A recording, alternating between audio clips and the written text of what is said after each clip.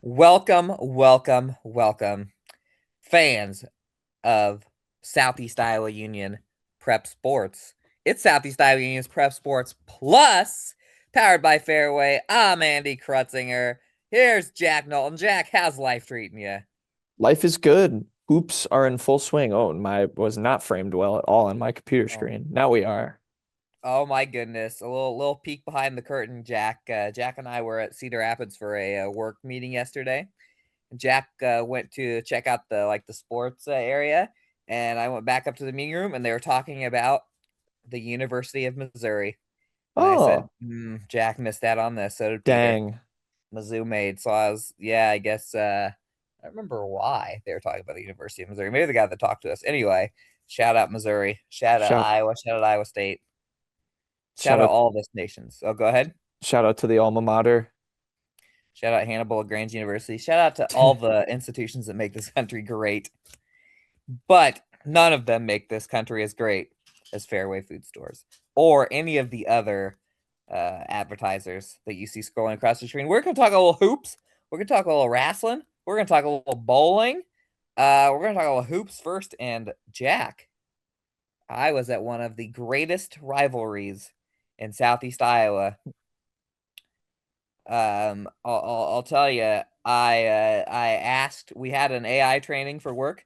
I asked our little AI bot, "Hey, what are the best rivalries, high school rivalries in Southeast Iowa?" And they have this one at number two: the Fairfield Mount Pleasant War Ooh. on 34. What's number one? I think it was Washington Mount Pleasant. Aha. I think that we control AI because I looked at it was like a lot of SEC. I'm like, I'm pretty sure they're just taking stuff from our I think AI dips into our stuff more than others, and I don't know why, but It's the best. we It's the best stuff. we are AI.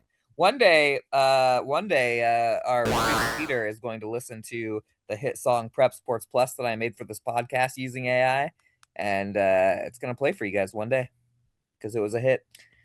I I was at the War on 34, and let me tell you, Jack, I say this every year on this show and in the newspaper and just in life. While the Fairfield and Mount Pleasant girls basketball teams may not win a lot of games, the last few years at least, when those two teams meet up, you are guaranteed. Guaranteed. He did the same thing I Guaranteed. did. Guaranteed a classic. That's actually kind of ironic because that guarantee that Charles Barkley does never works, right? Nope. Old joke. Uh, a classic Never. Mount Pleasant, Uh-oh. Fairfield. Just Oh, am I disappeared on gone? us. I disappeared? Oh, you crashed for a second, but you're back. Oh my gosh, I that was so scary. I didn't even know I was crashing. I saw your reaction and I thought that maybe we pushed the launch codes or something that this world of ours is about to end. Um Fairfield, Mount Pleasant. The Mount Pleasant Panthers were up, Jack. 26-13 at halftime and 28-13 with a minute gone in the third quarter. Fairfield comes charging back for a 47-43 victory, the first win for Fairfield in the SEC this year. The game, so Fairfield came all the way back to cut it to two by the end of the third quarter. That was really when they started finding the hot hand. Faith Jones, their leading scorer, really started to hit shots up. She was really held silent in the first half. In general, like Mount Pleasant got a lot of free throw attempts the whole game. The first half they shot very well. So much I was like, oh, Mount Pleasant's having a great free throw shooting day, and I think I jinxed them because they ended up missing like 22 or something like 16 for like 38 or something like that. So they started missing their free throws, and Fairfield started hitting their shots, especially their outside shots. But when it was tied with a minute and 45 seconds left, it was Maddie Martin with the big play after a missed free throw by Mount Pleasant. A little bit of a fast break off the missed free throw, and Maddie Martin gets a and one 3-point play to put the Trojans up three. Connected on her free throw, and then Jones with the dagger three the next time they had the ball down the court. And that was all that it took. Fairfield actually went up. They were up 7 at one point in that little final spurt. But Trojans get the win. Leading scorer Faith Jones with 14. Martin had 7. Emma Metcalf actually had 9. She had a big bucket late in that game as well. 6 from Vanessa Kessel. So there's their top 4 scorers there. And for the Panthers, it was Abby Carthy and Peyton Insminger, 12 points each to co-lead the Panthers. Kinley White with 9. Now, you'll talk. Well, actually, you know what? No, yeah, I'm gonna throw it over to you. I'm gonna throw it over to you because you saw. Because let's just praise on the Fairfield girls for a second. Because Mr. Jack just saw the Fairfield girls. Why don't you tell me about the Fairfield Van Buren game? Yeah, it Fairfield has now won 2 on the bounce. They only have 3 wins all season, but 2 in their last 2 games. Because yeah, they followed that up, that Mount Pleasant win up, with a 43-42 win over Van Buren County. A lot closer than Fairfield probably would have wanted.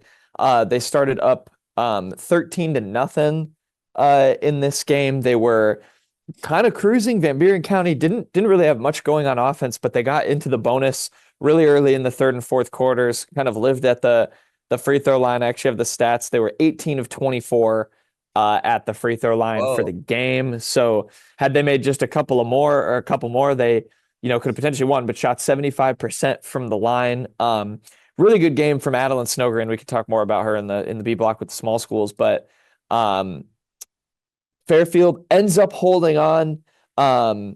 You mentioned Vanessa Kessel. She had 5 really clutch points, hit a 3, and then scored a layup, then got a steal that helped keep Fairfield ahead. And then with the game tied, Faith Jones got fouled. I have to still go watch it back. I wasn't sure if it was maybe a misconstrued intentional foul, if they thought they were down, or just going for the steal, got kind of dinged for maybe a ticky-tack one, but regardless, it put Faith Jones on the line. She split the free throws. That put Fairfield up by 1.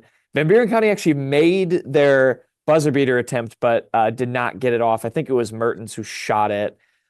Did not get it off in time. So Fairfield manages to hold on. That was a big-time win for them. They had, quite a few contributors. Kessel was good. Elise Setterstrom had 12 points.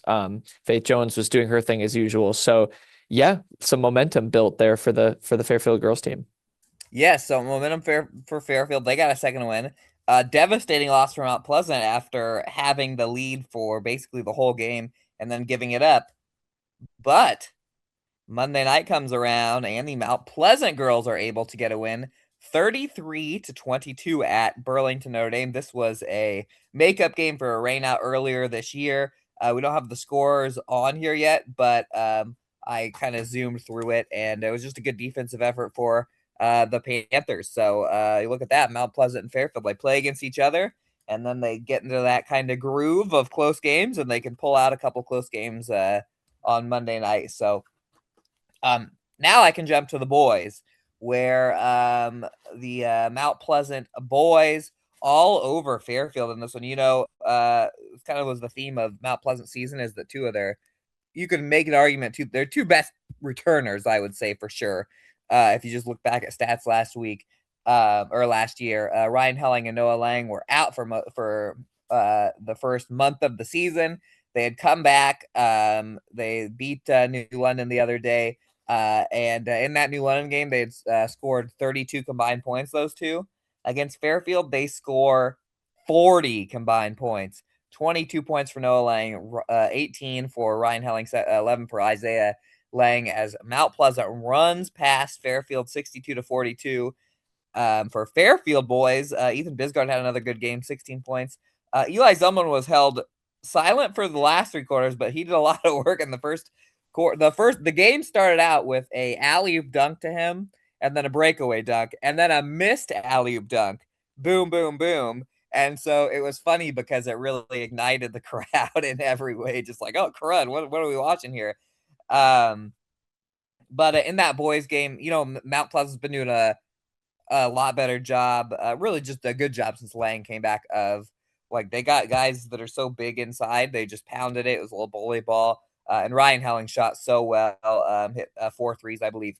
And yeah, Mount Pleasant looking good. Now, as far as conference for those 2 teams, Mount Pleasant now has 2 wins in the SEC after the first round of play. Fairfield with 1. Obviously, both would need some help, but Friday night, both are at home, I believe. Yes, Fairfield playing at home against Port Madison, Mount Pleasant playing against Burlington. That's boys and girls. And that brings us to about Washington Demons, who were playing those same Burlington Greyhounds on Friday night. Jack was there with a microphone in his hand and a camera in his hand at different times. How'd it go? It went good. I mean, I'll touch too briefly. Fairfield, on the boys' Oh, side, yeah. did drop another game. They lost to Van Buren County. That was also ended up being a 1-pointer. Ethan Biscard scored 21 or 31 points and got 3 at the buzzer. That didn't end up counting. They were down by, or didn't end up mattering for the game itself. They were down 4, but yeah, this one Fairfield, kind of had to come back. It was another game where Biscard and Zillman played really well, but just couldn't really get enough help. A good effort from Van Buren County. They had 3 players in the teens for points. They shot really well from the free throw line as well. So that was a theme that kind of carried over on the boys' side for VBC. But yeah, they won 66 to 65. Will Coral led them in scoring, by the way, 18 points. Oh, But interesting. yes, Washington, this was a game, very similar situation for both of these teams. They were both 3-1, both the boys and the girls. For Washington coming in, a chance to take second place in the SEC. Burlington was 3-1 for both boys and girls. The Greyhounds ended up completing a sweep on the girls' side, 155-47, and the boys' side, 66 to 56. The girls' side, Daphne Brown and Miley Stifle were kind of the leaders. Brown had 18, Stifle had 16. She only had 4 in the second half, so did most of her damage in the first 2 quarters. But Brown really got going down low. She also had 13 rebounds. That's atypical for Washington. They lost the rebounding battle 36 to 32, but just gave up just a little bit too much inside. Didn't quite have enough to get a win there. Adeline Long did her thing, 24 points. Sarah Berto had a really good game for Washington off the bench. She had 11 points and 7 rebounds. So that's definitely one to watch. This Washington team doesn't quit on anybody, but they're definitely going to be hungry, I think, for some revenge down in Burlington. They'll end the season against the Greyhounds. They have a chance in their next game at Keokuk too to get revenge on the other team they lost to, but they dropped to 3-2. So do the boys. Again, I think sort of a frustrating one. Weirdly, Washington, a lot of turnovers in this game on the boys' side. They are not a team that turns the ball over much, but Burlington ran kind of a half-court trap that really messed Washington up in the backcourt and had some big runs. They gave up a buzzer-beating 3. Kobe Edmonds of Burlington made it, and then they went on a 7-0 run to start the 4th, and Washington just couldn't find a run of its own to get back in the game, so they end up losing by 10. Both these teams had multiple players in double figures. Washington, Cale Williams at 14, Rajan Roth 13, and then Nick Stone 10. Burlington, it was Edmonds. He ended up having 17. 4 of their 5 stars are in double figures. Jet Morris 13, Michael Cansavalos 12, and Keyshawn Wilden, who's also very good on the football field for Burlington, had 11. So pretty back and forth game. Another close one that I think could have probably gone either way. Burlington just kind of forced enough turnovers to make Washington uncomfortable, but that should be an exciting rematch as well. But the Greyhounds come in there and get a sweep over the Demons. I have a thought on that, and I think you probably agree. Would you say that Washington and Burlington is the best guard matchup of the SEC? Yeah, I think potentially. I'm trying to think of some others. I mean, Biscard for Fairfield is right up there with any of those Mhm. guys, I think. But yeah, Wild and Cansavalos is very good. Kobe Edmonds has come on strong this year. Jet Morris is, I think, a sophomore for Burlington, so he's going to be good in this. I think he was their leading scorer coming into the game. And then, yeah, Washington's got they're pretty much, you can count on them to have 3 double-digit scores all from Yep. the guard position every game. So, and Aiden Schmitz for them, their tallest player, is hurt right now, so they're even smaller than normal. Going to be interesting when they play MP again with Hellingen and Lang healthy, because that's a lot more firepower than they had in the first game. And Mount Pleasant's a very big team. Yeah, well, and speaking of very big teams, the very next team that Washington has to play is the biggest team in Yeah, that Keokuk. that one I think will be a little bit more of an anticipated matchup on the girls' side. Uh-huh. Unfortunately, it's kind of just a measurables thing, but we'll see how Washington Uh, does. I think they'll play a lot better. They kind of rolled over in that first game, and Keokuk got some really big time games from some of the other guys other than Jackson Clark. We'll see how well that goes for them. I think it'll be closer, but yeah, no one stopped that guy, and Washington just matchup wise is probably the worst team to do it. yeah, I think the last 2 years, if I'm correct, there was one game where Washington got blown out by Keokuk, and one that was like a super tight game. And I believe it was always the first one where Keokuk was able to do it to them. But I'd have to go back and I think check. you're So right. I think last year Washington actually won the second game, so maybe yeah, they can do it again. yeah, I don't know, but the dog's getting crazy. Oh, I'm gonna try out my new headphones after during the B block. And speaking of the B block, everybody, it's right around the corner. You better batten down the hatches, Mr. Wayne, because there's a storm coming here in no time after these commercials. We will be back. Lost to Wayne.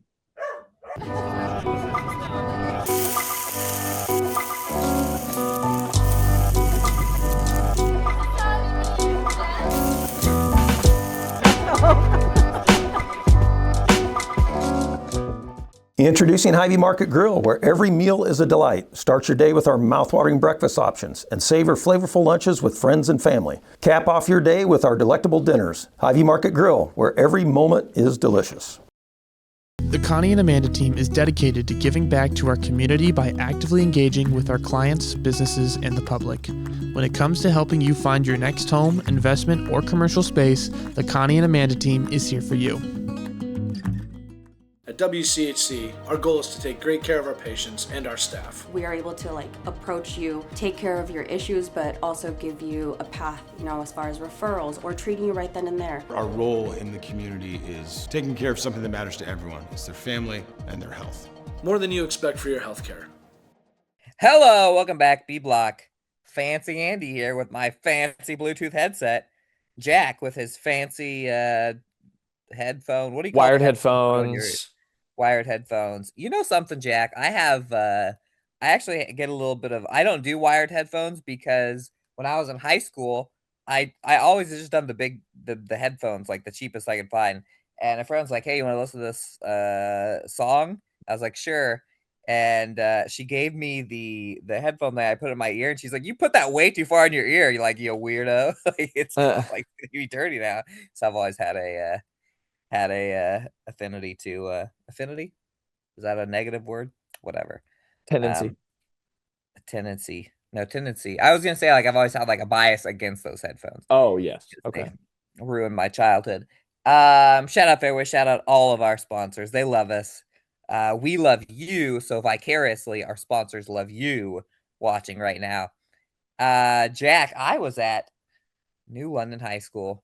Beautiful New London High School, Charles Lower River Gymnasium in beautiful downtown, in historic downtown New London, Jack.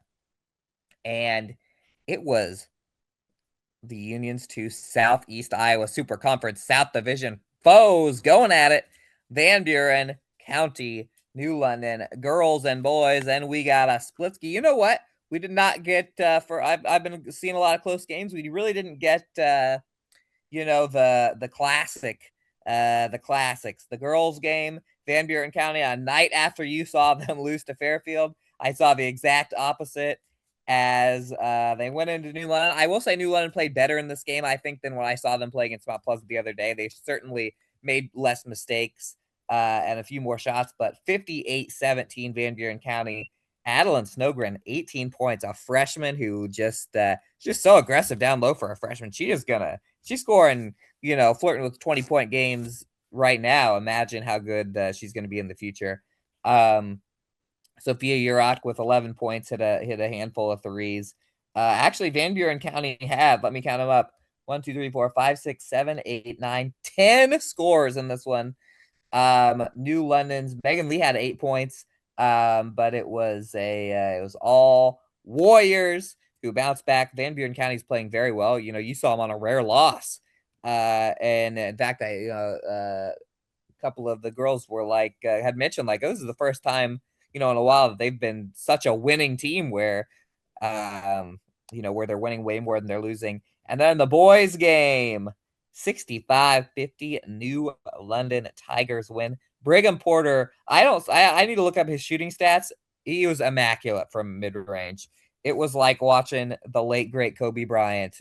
Every single time he took a mid-range shot, it was nothing but net. 20 points for him. Israel Limley had 13.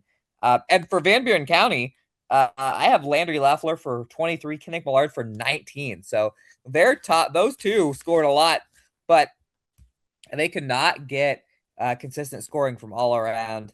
And New London just, you're going to talk about the scoreboards, but New London just beat Waco on Monday. They did. I thought that they looked really good in the first half against Mount Pleasant, and even said to myself, how has this team not won a game? These guys look like they got some chops. They go out and beat Van Buren County. Watch out, New London basketball. Coach Jeff Swanson has that team that is a kind of an older team too, playing a lot better right now. We'll see how January goes for them. Got a lot of tough games coming up. Yeah, and Van Buren County, it's interesting. You said they didn't get like kind of that depth in scoring. That's what they had. That was what Coach Nathan Shellman kind of told me afterwards. They had, they didn't have one guy over 20, but they had three guys in the teens, including Coral and Loeffler. I think Jace Duncan was the other one. And, that was what he said. He was like, we need to always have that if we're going to win and be a little bit more balanced. So if they lose that balance, lost the game. So knows what he's talking about.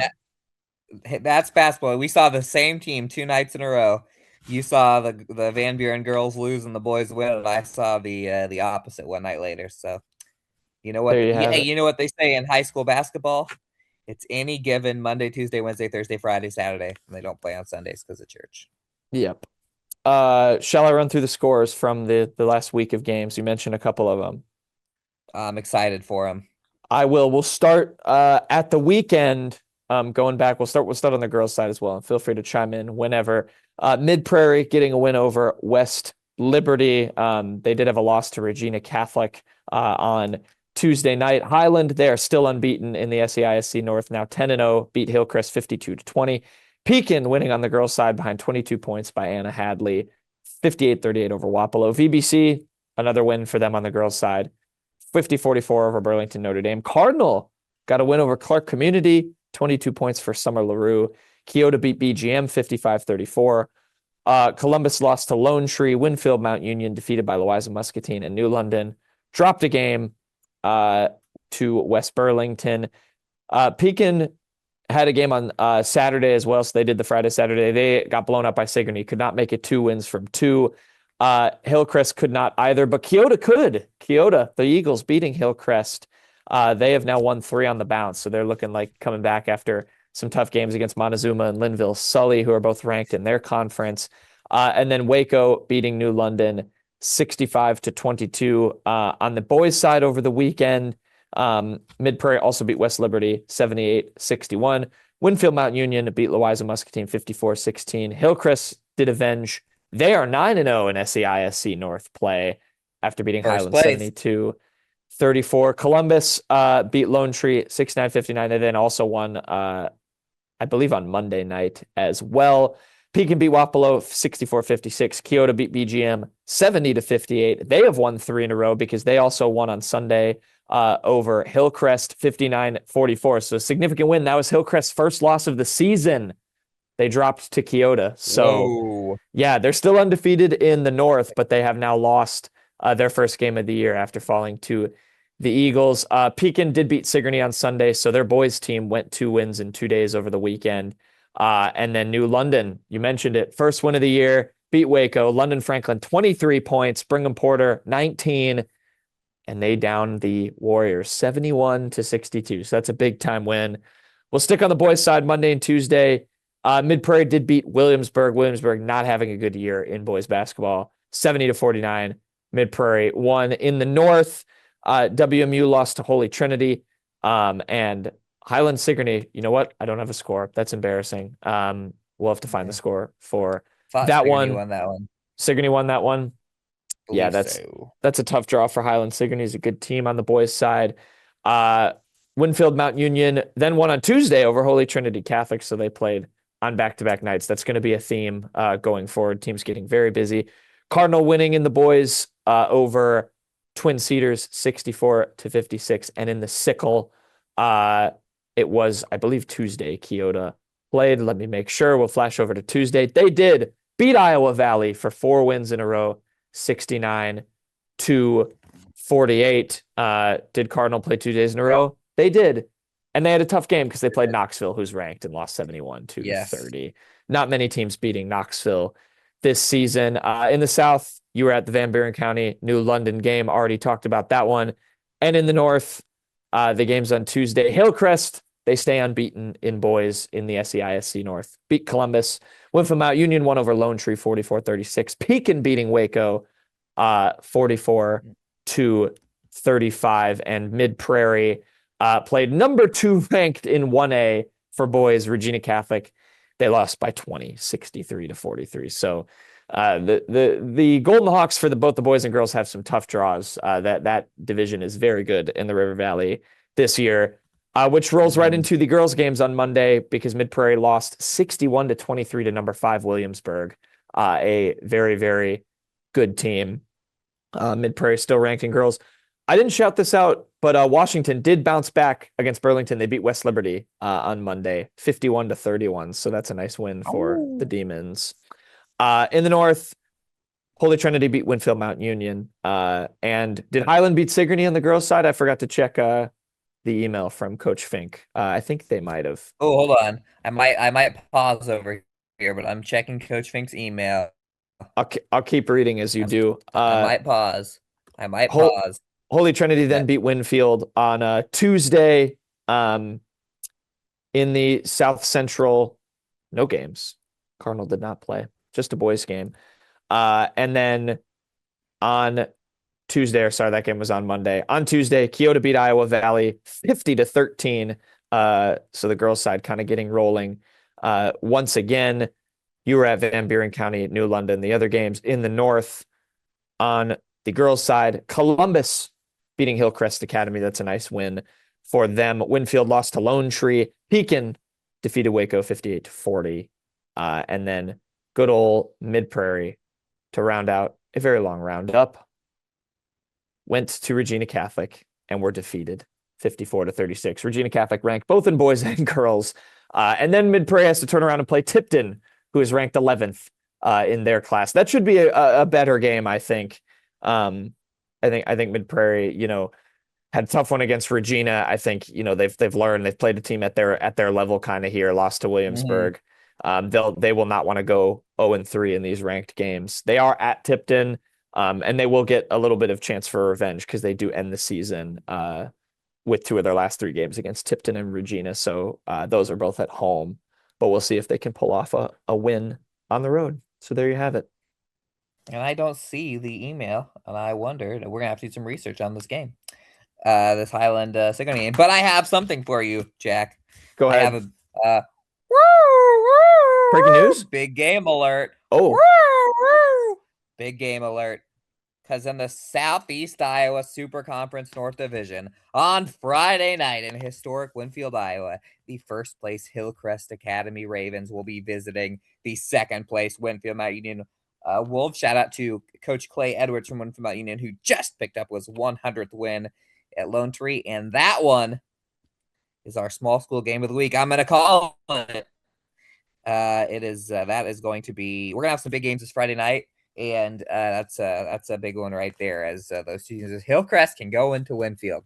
If the Hillcrest Ravens can fly into Winfield, Iowa, home of the Wolves, unbeaten, and pull out a win, then go ahead and start polishing off that Super Conference North Division trophy, and start making plans to drive that thing to the streets of Kelowna, Iowa.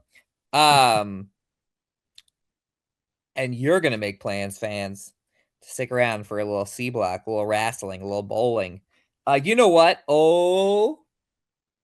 Uh-oh. It wasn't just the high schoolers that bowled this weekend. And you're going to have to stick around at the C block to find out who else did. Attention Hy-Vee shoppers, introducing Hy-Vee Perks, your ticket to exclusive savings and rewards. Access exclusive perks, prices, earn gas discounts, and unlock special deals. All this for free. Join Hy-Vee Perks today and start saving.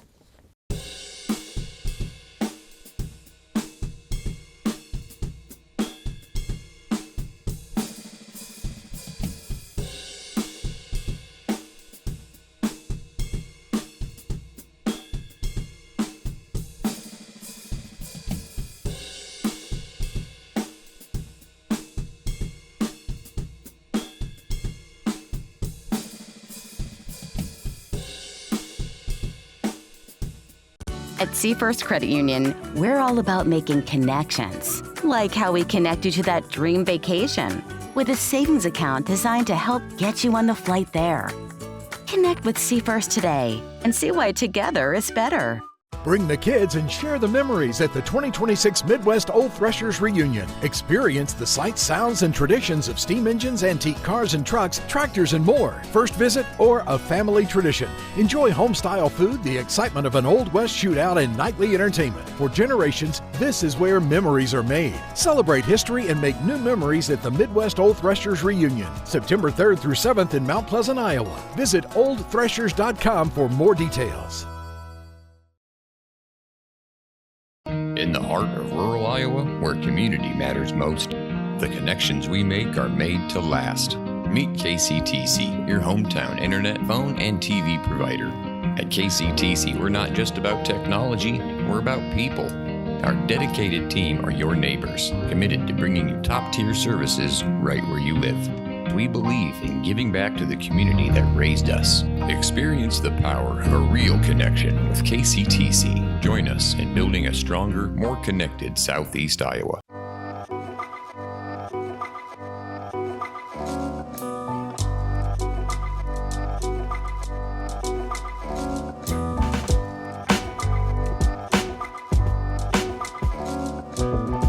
Well, hello there. Hello there, Southeast Iowa Union Prep Sports Plus fans. We're back.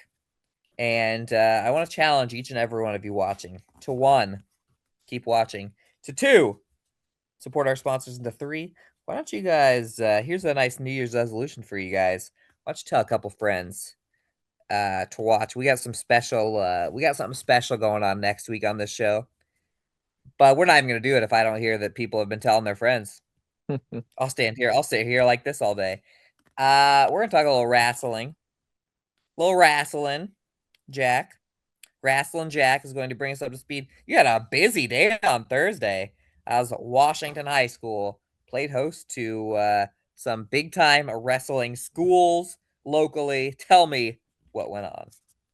Yeah, Fort Madison came over for the boys and girls wrestling, and then Mediapolis just on the boys side. I'm not sure if they have a girls team or not, but they were in a triangular along with Fort Madison and Washington for the boys.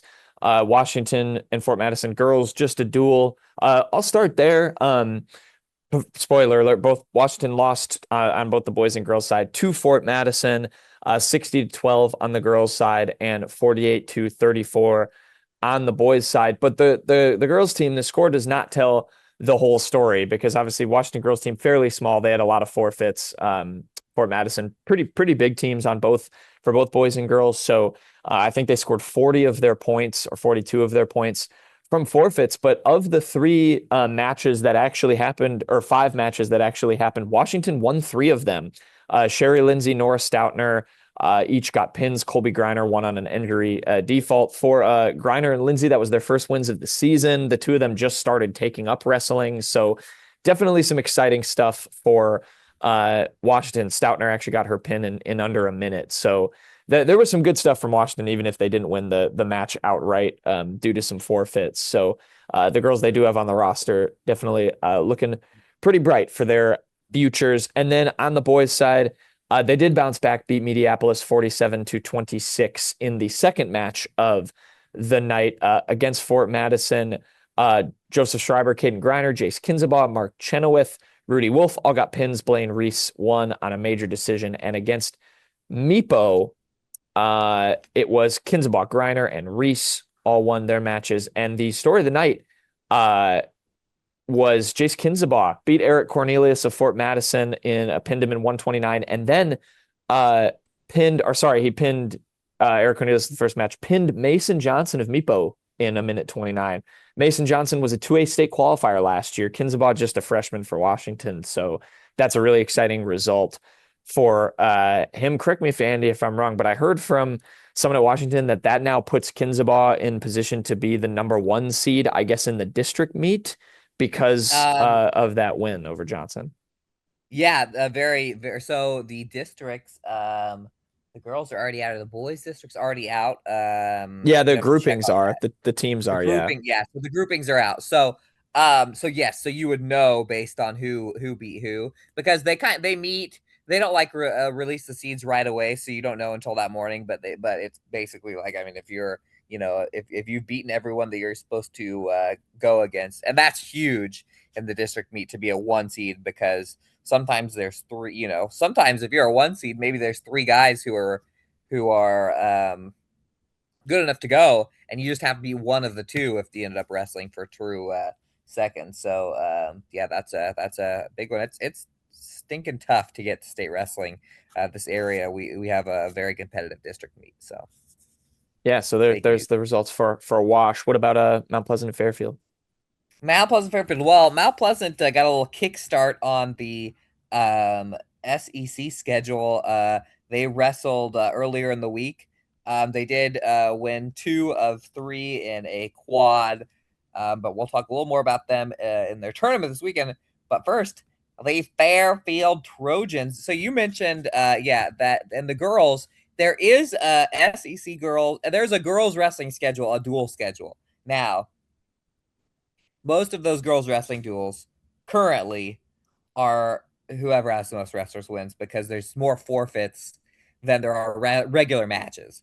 So you can literally you go 5 for 5 in regular matches and still end up losing. But so quickly on the girls' side for Fairfield, they beat Keokuk 30-6 on Thursday night. Their only actual win that took place on the mat was Aislinn Wise, who got a pin at 145.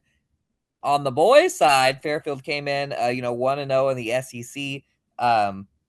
They beat Keokuk 60-18. I'd say Keokuk is the one team that's maybe a little dip down below the other 5 as far as, beatability. Whether or not they can beat other teams. But Fairfield really took care of business. I covered Fairfield's first SEC duel against Burlington. They won by 1, and it was kind of like, Coach Miller was kind of like, yeah, we won, but we did not wrestle as good. This time around, he was very pleased with how they wrestled. They got pins from Noah Patel, Kale McCabe, by the way, ranked number 1 in Class 2A. Coda Higdon got a pin. We got a pin out of Aiden Holthus at 157. There's a pin out of Dane Burkhardt at 175. And a lot of forfeits. But even the matches that were close, a couple of really high-scoring matches that went to decisions.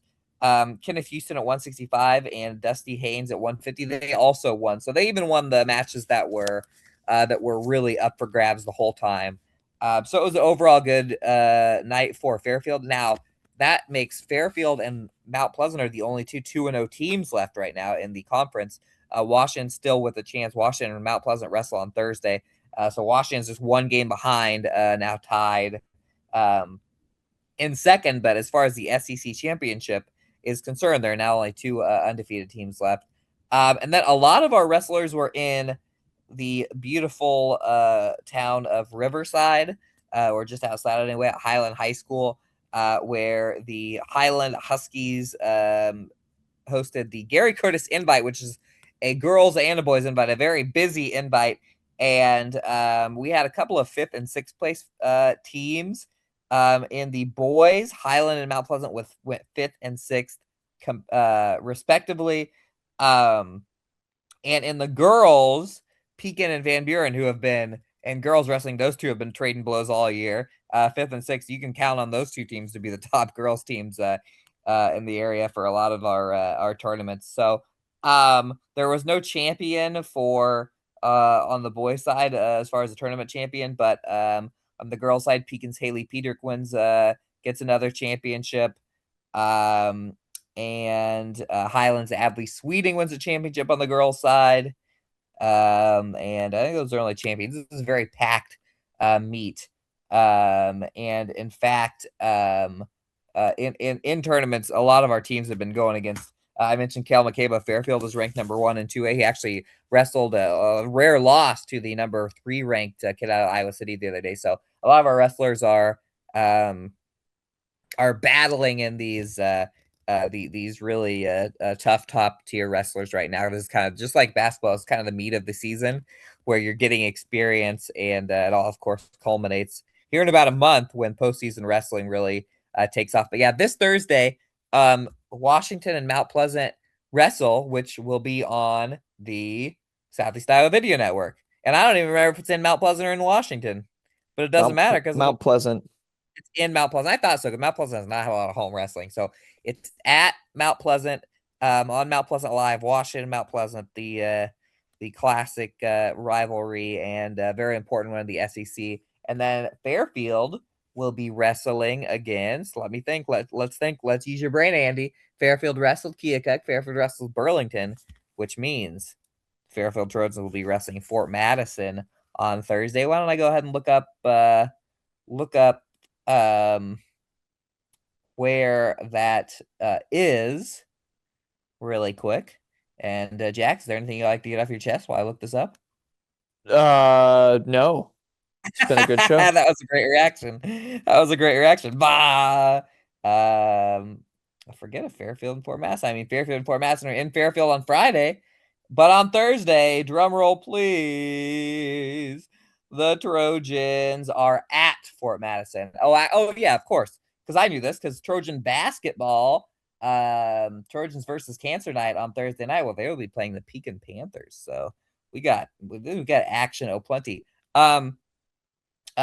Now I'm gonna pull up the bowling results from this Thursday, and while I do that, Jack, I want you and Peter to guess what my bowling score was on Saturday when I made my first appearance of the winter at Fun City in Burlington, Iowa.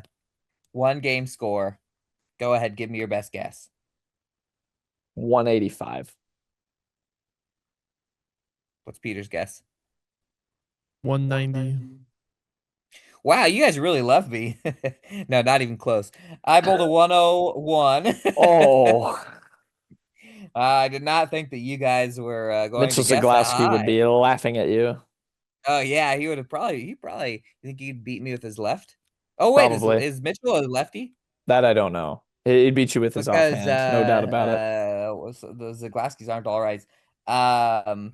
But in all fairness, my bowling strategy, now you tell me what you guys think about bowling strategy. I just I picked the heaviest bowling ball so I can look tough.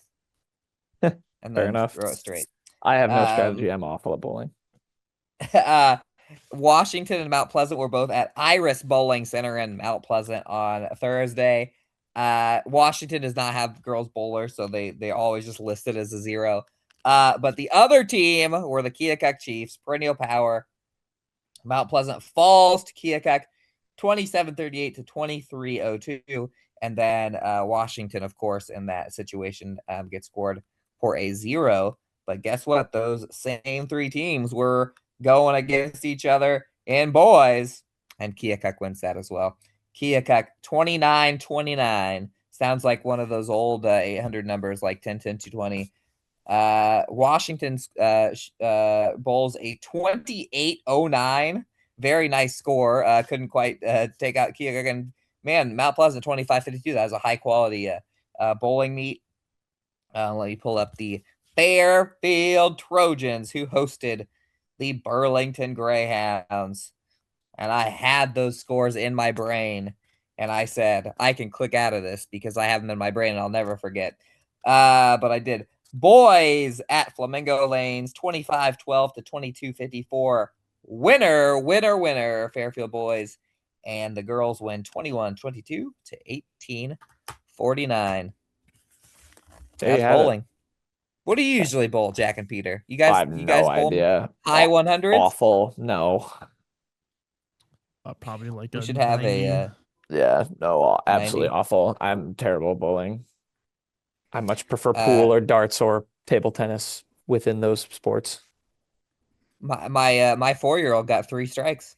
Nice. She uses bumpers and one of those ramp. little ramps you put the ball on. Yeah, but Strike. it was really funny because I think the ramp is pretty much random. But whenever she was bowling, like when she'd bowl a bad one, she would adjust the ramp. Like, okay, well, now I have to do this, and it would always just bounce around the things. Anyway, that's all we got, folks. Thank you, Fairway. That's all we got. Thank you, Fairway. Thank you, our fair people, our fair ladies and men. to watch this show. We will be back next week. And Jackie, should we do fastest 2 minutes next week? Potentially. Potentially. See how it goes. What? I mean, not if you guys aren't telling your friends to see. Yep. No. Gotta tell your friends. No. You tell your friends. Please tell your friends. We'll see you next week.